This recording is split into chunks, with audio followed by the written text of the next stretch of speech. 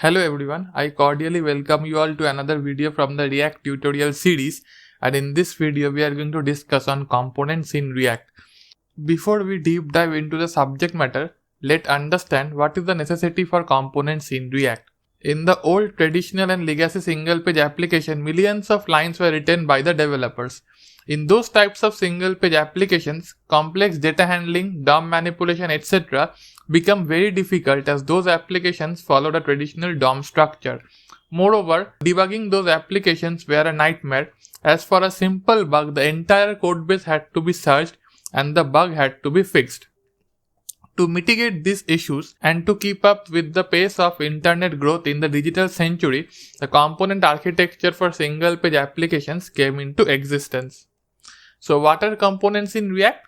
Components are independent reusable pieces of user interface and can be considered as each piece in isolation. React components are like JavaScript functions which takes input via props and return React elements which represent the part of the user interface. Components made the development of UI very easy. Every web page is now divided into small unit chunks which are independently developed and later put together to construct a particular web page. All the components exist under the same parent directory and are wrapped around by a parent component to form a screen. Each component has their own structure, methods and APIs.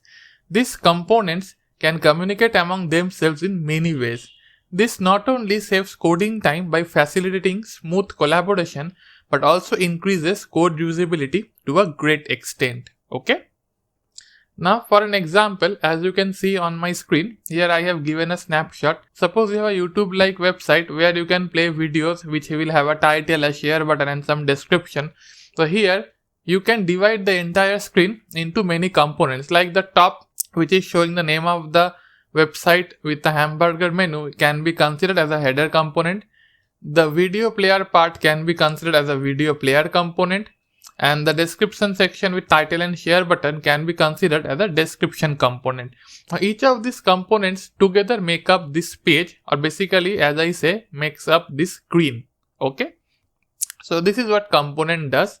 As I have already said, component not only increases reusability of React code, but also facilitates the easier and faster development of React application, and most importantly makes debugging very easier. Okay. Now in React there are two types of components. The first one is a class component and the next one is a function component. Okay. And we will discuss about this class component and function component in our upcoming videos. So this is for now. I hope you like our content. If you like this video, please feel free to hit the like button and subscribe to our channel. We are planning to bring up more videos in the upcoming future. And if you have any doubts, queries or suggestions, feel free to post them in the comment section. We will soon reply you. Thank you for now. See you in the next video. Bye.